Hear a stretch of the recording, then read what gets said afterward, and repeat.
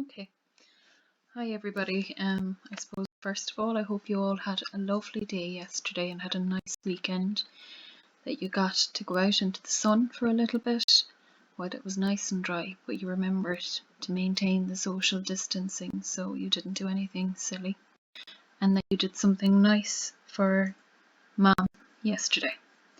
The second thing is I'm kind of new to this, so you'll just have to bear with me. I'm doing my best. And what we're going to do today is going to be a focus on corrections, and I want to thank the 14 class members who have shown me evidence, who sent me photos of the work that they have done.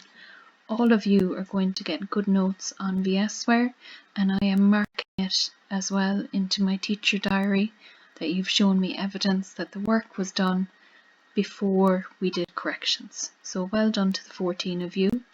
To the others, if you're having any trouble getting the corrections in before they're due, please just drop me a message and let me know what's going on, or is there some way that I can make life a little bit easier for you.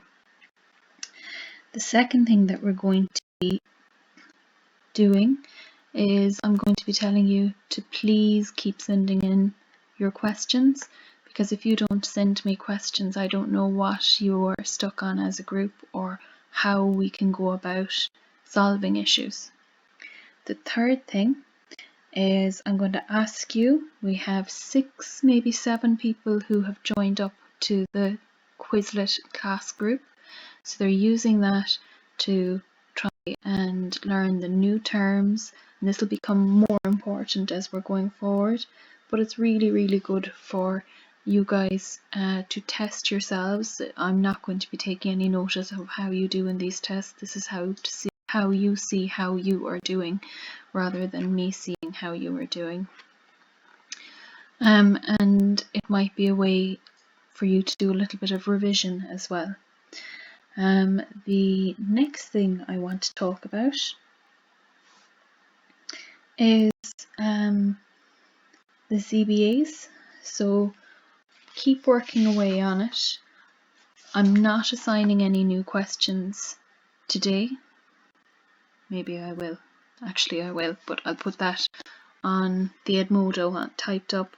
So I'm going to get you to have a look at questions 8 and 9 on the CBA as well, but I'm going to go through questions 7, 8 and 9 with you in a minute, just to go through what those mean. And yeah, I think that's a good place to start. So just take a minute, pause this if you want to, but go ahead, get your copy and get ready to do your corrections. So copy and a biro please, and off we go. And we're going to start by looking at these questions up here. Questions 1, 2, 5 and 6. Now what I'm going to do is I'm going to post later the answers to these so that you'll have sample answers, but for now questions 1 and 2, it's fairly straightforward. So question 1, name 2 surface features in karst areas. So 2 surface features would be limestone pavement, which is made of clents and grikes, but limestone pavement should be your main answer, and your second surface feature would be a swallow hole. Okay, now question 2, name 2 underground features in karst regions. So you have lots of underground features that you have done. You have your stalactites with a C in them hanging from the ceiling, stalagmites with a G in them, they're on the ground. When they join together you get a limestone pillar, and all of that happens in a cave or a cavern. Now we're going to move on to question 5 and question 6, and we're going to do a little bit of a longer answer to those. Those are the ones I'm going to give you the sample answer to. So explain 2 positive and 2 negative impacts of tourism in the Burren, County Clare. Now if we were in class, I would ask you, what does explain mean? Does it mean a short answer or a long answer? And you guys would tell me it means a long answer. And what do we mean by a long answer? Well, we mean a short paragraph for each one. So 2 positives and 2 negatives. So what we're going to do is we're going to go back a page, and here we have our positives and our negatives for tourism in the Burren. So what you could say as a positive for tourism in the Burren, you could say positive, number 1, and name them because you were asked for 2. So 1, jobs. Tourism provides employment in the area for local people. This reduces migration from the area. So that's 1. Number 2, create spin-off businesses, full stop. Spin-off businesses are other businesses such as restaurants and shops which are supported by tourists who come to Burren. These provide more jobs for local people. So that's your 2 positives. Now your 2 negatives. Number 1, air pollution. There is increased air pollution because of lots of cars and buses coming to the Burren with tourists. This can cause more damage to the limestone by increasing carbonation. And number 2, walkers. Number 2, we'll start that again. So number 2, damage to plants and animals. So walkers and other tourists can sometimes cause damage to plants by standing on them or by picking them, and to animals by disturbing their habitat. So those are the answers to those questions, and this is the page where you find those answers. Now, question number 6. Now this is a real one for you guys to put your thinking cap on for. So question 6. If limestone was formed under the sea 300 million years ago, can you explain how the Burren is now above the level of the sea? So all you're having to do here is think about the things that you've already done. So we already have covered plate tectonics and continental drift. So we know that Ireland used to be below the equator, the lovely shallow ocean, and limestone is made from seashells and from other parts of sea creatures that lived 300 million years ago. It moved to where it is now because of continental drift. When the 2 plates that Ireland was on collided, it caused them to buckle and fold upwards above sea level. So anything like that and you are absolutely flying it. Now the next questions that we're going to have a very brief look at are the questions on the map work. And most of this you did really well on, but there was a couple of them that you found a bit tough, and that's fine. So A, give the 4-figure grid reference for the Caherconnell Stone Fort and Visitor Centre. So we're looking for Caherconnell Stone Fort and Visitor Centre. This is where in class I would be looking for you guys to help me, or I would be looking to find my glasses.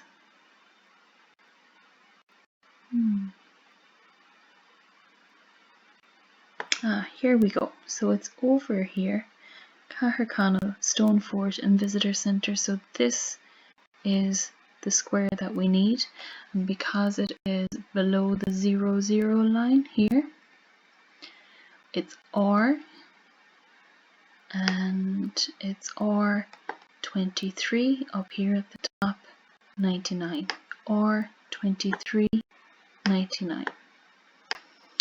So now we're looking again for question B. Give a 6-figure grid reference for 3 swallow holes. Explain why you think they are located there. So you must remember that a swallow hole is a place where a river disappears. So you have a river flowing along quite normally and then it disappears. Some people found this quite difficult, but it's not too bad. So usually you would have a river like this which would flow away and reach the sea. So you have probably a swallow hole either here at R28284 maybe, R284980, and again maybe at R288990. So the way you determine that there's a swallow hole at this point is because all of a sudden the river just disappears, and that's not normal. Rivers usually flow to the sea. You all know this. There's another river here in R2999 and a second one that's crossing from R2999 into R3099. So that's 3 rivers straight away that you could use as places for your swallow holes. And you probably have more that you have found that I haven't, but you get the idea. Finding swallow holes is a little bit like being a detective.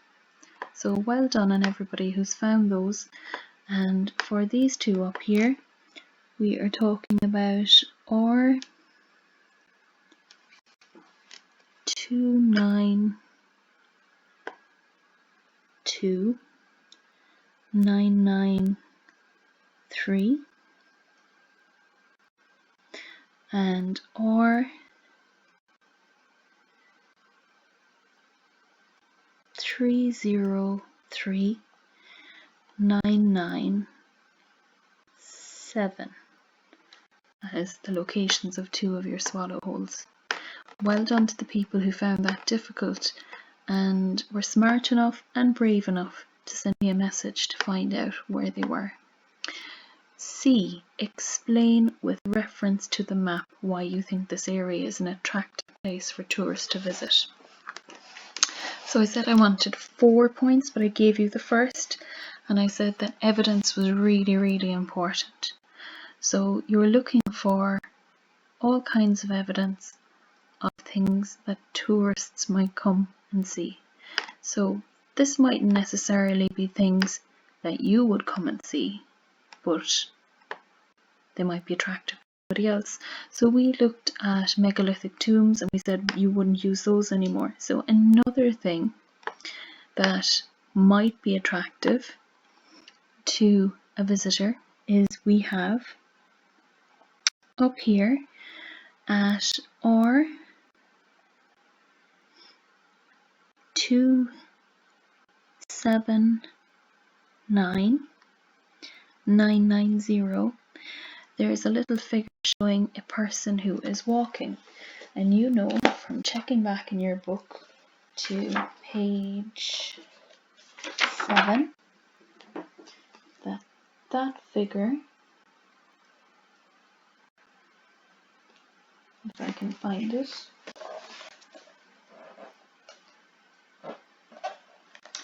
is a waymarked walk. So you give your grid reference and you say it is a waymarked walk. This would appeal to tourists who enjoy being in the outdoors and going on walking holidays. So that's one. Another one that you could reference is on the map. It says that the Burren National Park exists, or it shows it, and that is located at R2894, we'll say. Many tourists like to visit national parks. This might be something that they are interested in. And if you were looking for a third thing for your tourists to be interested in, to our town, and at R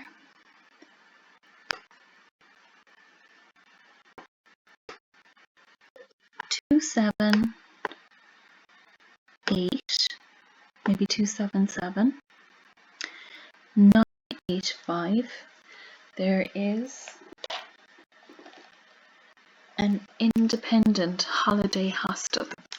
This could be a good place for tourists to stay or book accommodation while they are visiting the burn. So we found 4 pieces of evidence and we backed them up with grid references, and that's what you need to be doing. Now D, can you see any negative impacts that tourism may have on the burn? Look at the map and describe one disadvantage of tourism in the area. So if you're looking at the map, you can see that the roads on the map are mostly orange roads and yellow roads. Now that tells you that the orange roads, such as the R480, is a regional road, and the yellow roads, such as the road located at, we'll give an old grid reference because we can, R250960, which is a third-class road, might not be suitable for large numbers of tourists. This might cause traffic issues and might cause pollution. So there you go. That's how you answer those questions. Remember, with maps and with swallow holes, you have to be a little bit of a detective. So well done on that.